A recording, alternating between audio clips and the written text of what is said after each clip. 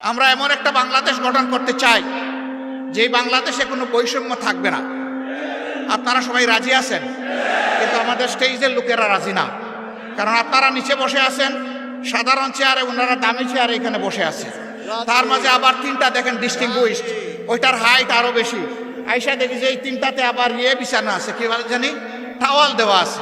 তো আমি বৈষম্য বেশি দূর করতে পারি নাই, প্রথমে আমার টাওয়ালটা ফেলে দিছি।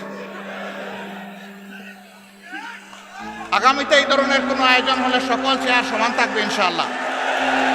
যে চেয়ার নিচে থাকবে দেখার স্বার্থে যদি একটা স্টেজ লাগে তাইলে সেই চেয়ারটাই উপরে থাকবে ইনশাআল্লাহ।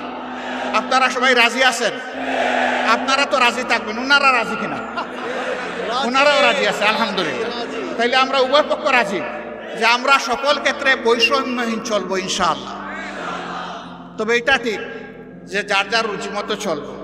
যেমন আমার গায়ে একটা সদরিয়া বা একটা কোটি আছে, তাই বলে সবাইকে কোটি পরতে হবে না।